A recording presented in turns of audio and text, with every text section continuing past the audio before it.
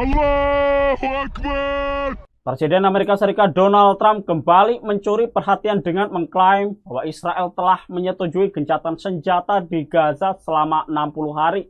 Klaim ini datang setelah Trump sebelumnya menyatakan berhasil mendorong gencatan senjata Israel-Iran. Di sisi lain, Hamas dilaporkan terbuka menerima perjanjian gencatan senjata dengan Israel, namun dengan syarat bertentangan dengan Trump. Inilah sudut internasional, sudut pandang gejolak dunia yang berdampak pada kita. Gencatan senjata Israel-Hamas kian dekat, siapakah yang akan untung? Hamas menyatakan keterbukaannya terhadap perjanjian gencatan senjata dengan Israel, namun menolak usulan terbaru yang didukung Presiden Amerika Serikat Donald Trump. Kelompok militan Palestina tersebut menegaskan bahwa syarat utama dari setiap kesepakatan adalah penghentian penuh perang di jalur Gaza.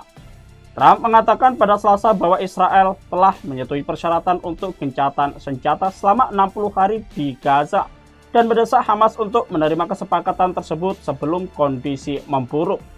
Pemimpin Amerika Serikat tersebut telah meningkatkan tekanan pada pemerintah Israel dan Hamas untuk menjadi perantara gencatan senjata, perjanjian penyanderaan, dan mengakhiri perang. Trump mengatakan periode 60 hari tersebut akan digunakan untuk mengakhiri perang, sesuatu yang menurut Israel tidak akan diterima sampai Hamas dikalahkan. Ia mengatakan bahwa kesepakatan tersebut mungkin akan tercapai pada minggu depan. Pejabat senior Hamas Tahir Al-Nunu mengatakan bahwa pihaknya siap dan serius untuk mencapai kesepakatan. Namun ia menambahkan bahwa Hamas hanya akan menerima inisiatif yang secara jelas mengarah pada penghentian perang secara menyeluruh. Pernyataan ini muncul menjelang pertemuan delegasi Hamas dengan mediator dari Mesir dan Qatar di Kairo pada hari Rabu 2 Juli. Menurut seorang pejabat Mesir yang tidak disebutkan namanya, diskusi ini akan membahas usulan gencatan senjata terbaru yang diumumkan oleh Trump. Sebelumnya, Donald Trump menyatakan bahwa Israel telah menyetujui gencatan senjata selama 60 hari dan mendesak Hamas untuk menerima kesepakatan sebelum kondisi semakin memburuk. Presiden Amerika Serikat itu mengatakan periode gencatan senjata tersebut dimaksudkan untuk membuka jalan menuju akhir perang. Meskipun Israel sendiri menyatakan tidak akan menghentikan pertempuran hingga Hamas benar-benar dikalahkan.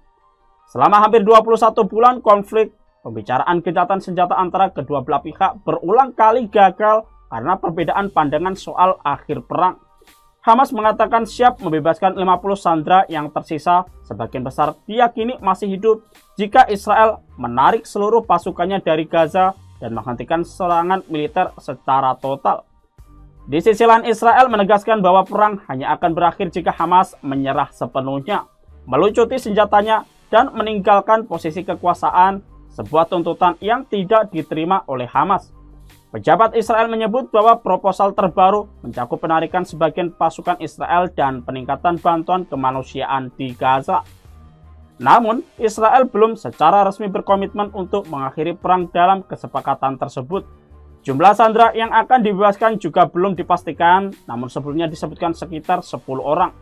Sementara itu, Trump dijadwalkan akan menjamu Perdana Menteri Israel Benjamin Netanyahu di Gedung Putih pada Senin 7 Juli untuk membahas proposal ini lebih lanjut. Pertemuan ini menyusul kunjungan penasihat senior Netanyahu, Ron Dermer, yang sebelumnya mengadakan pembicaraan dengan pejabat tinggi Amerika mengenai Gaza, Iran, dan isu lainnya. Kepada awak media saat kunjungannya ke Florida, Trump menegaskan bahwa dirinya akan bersikap lebih tegas terhadap Netanyahu terkait perlunya gencatan senjata yang segera di Gaza. Ia menambahkan bahwa Netanyahu juga mendukung upaya tersebut. Menjelang pertemuan antara dua pemimpin tersebut, pejabat senior Israel Ron Dermer telah lebih dahulu berada di Washington. Ia dijadwalkan mengadakan pembicaraan pada Selasa 1 Juli waktu Amerika dengan sejumlah pejabat tinggi Amerika, termasuk utusan khusus Steve Witkoff, Menteri Luar Negeri Marco Rubio, dan Wakil Presiden J.D. Vance. Trump dan Netanyahu sebelumnya juga disebut telah bekerja sama dalam operasi militer terhadap fasilitas nuklir Iran pada Juni lalu. Operasi itu berpuncak pada serangan bom oleh pesawat B-2 milik Amerika Serikat. Trump mengklaim serangan tersebut telah melenyapkan kemampuan nuklir Teheran. Meskipun masih terjadi perdebatan mengenai seberapa besar kerusakan yang ditimbulkan terhadap program nuklir Iran. Dalam pernyataan terpisah, Trump mengatakan kesepakatan gencatan senjata yang mencakup pembebasan sandera bisa dicapai pada pekan depan. Lewat media sosial, Trump kembali memperingatkan Hamas dan menyatakan bahwa proposal ini adalah kesempatan terbaik bagi kelompok tersebut untuk menghentikan perang. Namun, Hamas menunjukkan skeptisisme terhadap tekanan Trump. Sejak awal perang, kelompok tersebut telah menetapkan bahwa satu-satunya jalan untuk mengakhiri konflik adalah penarikan penuh Israel, penghentian permanen agresi, dan pembebasan tahanan Palestina.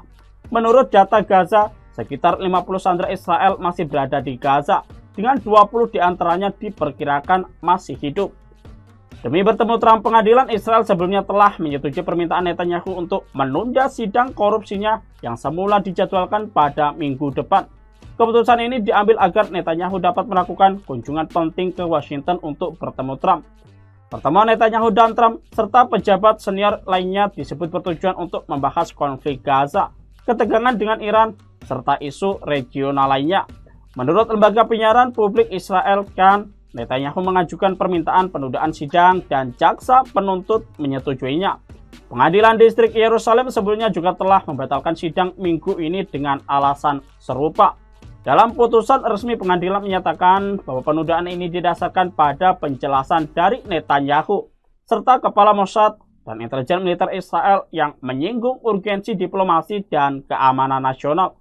Langkah ini terjadi setelah Trump secara terbuka menyerukan agar sidang tersebut dibatalkan, menyebutnya sebagai perburuan penyihir dan menyoroti hubungan strategis antara Amerika dan Israel.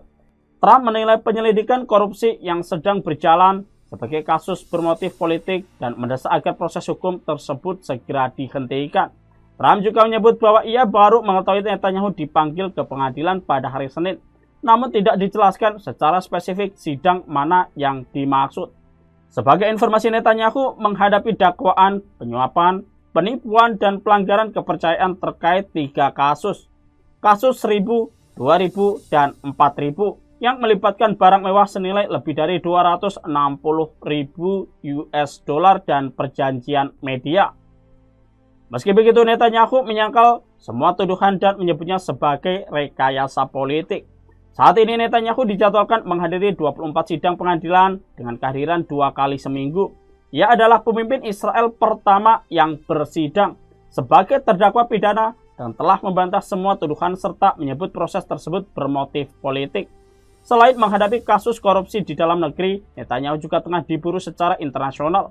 Pengadilan Kriminal Internasional atau ICC pada November 2024 mengeluarkan surat perintah penangkapan terhadap Netanyahu dan mantan Menteri Pertahanan Yoav Gallant atas dugaan kejahatan perang dan kejahatan terhadap kemanusiaan dalam serangan militer Israel ke Gaza. Di sisi lain, lebih dari 10.400 warga Palestina saat ini ditahan di penjara-penjara Israel di bawah kondisi yang dilaporkan mencakup penyiksaan, kelaparan, dan kurangnya perawatan medis. Sejak konflik meletus pada Oktober 2023, lebih dari 56.600 warga Palestina, mayoritas perempuan dan anak-anak, dilaporkan tewas akibat serangan militer Israel. Pada November lalu, Pengadilan Kriminal Internasional mengeluarkan surat perintah penangkapan terhadap Netanyahu dan mantan Menteri Pertahanan Yoav Gallant atas tuduhan kejahatan perang dan kejahatan terhadap kemanusiaan. Israel juga sedang menghadapi gugatan genosida di Mahkamah Internasional atas tindakannya di Gaza. Militer Israel diketahui meningkatkan aksi kekerasan terhadap warga Palestina di tepi barat sejak 7 Oktober. Aksi kekerasan ini menewaskan 1.000 warga Palestina. Dilansir dari Al Jazeera pada Selasa 1 Juli, ketika dunia teralihkan oleh genosida yang dilakukan oleh pasukan Israel di Gaza, yang telah menewaskan lebih dari 56.331 orang dan mengusir hampir seluruh populasi yang berjumlah 2,3 juta orang. Israel juga meningkatkan serangannya di kawasan tepi barat. Tak hanya melalui militer, pemukiman Israel juga menyerang dan membunuh penduduk desa Palestina. Sementara jumlah warga Palestina yang tewas di Gaza oleh pasukan Israel sejak Oktober 2023 telah meningkat menjadi 56.647. Selain itu, tercatat 134.105 orang terluka selama kurun waktu tersebut. Jumlah itu bertambah hari demi hari. Bahkan dalam serangan terbaru militer Israel ke Gaza, 67 warga Palestina syahid dalam 24 jam terakhir. Dilansir kantor berita Al Jazeera pada Rabu 2 Juli, rumah sakit di Gaza melaporkan jumlah korban tewas di Gaza terus meningkat. Warga Palestina yang tewas dalam serangan Israel di Gaza dalam 24 jam terakhir mencapai 67 orang. Al Jazeera melaporkan dari 67 orang itu, 11 orang yang tewas diantaranya saat menunggu bantuan kemanusiaan. Mereka dibunuh oleh militer Israel. Al Jazeera mengatakan korban tewas itu juga termasuk Direktur Rumah Sakit Indonesia di Gaza, Marwan Al-Sultan. Marwan tewas bersama istri dan anak-anaknya dalam serangan Israel terhadap sebuah bangunan perumahan di barat daya kota Gaza. Marwan Al-Sultan merupakan sumber informasi utama dari Gaza yang melaporkan kondisi warga Palestina di wilayah utara yang terkepung. Marwan berulang kali meminta masyarakat internasional untuk mendesak keselamatan tim medis, termasuk ketika tentara Israel mengepung atau menyerang rumah sakit tersebut. Organisasi kemanusiaan Medical Emergency Rescue Committee pernah menyampaikan kondisi rumah sakit Indonesia di Gaza Utara usai serangan tentara Israel pada Mei lalu. Organisasi tersebut juga mengatakan bom-bom yang dijatuhkan pasukan Israel di sekitar area rumah sakit menimbulkan guncangan hebat. Beberapa alat medis bahkan tertimpa reruntuhan bangunan.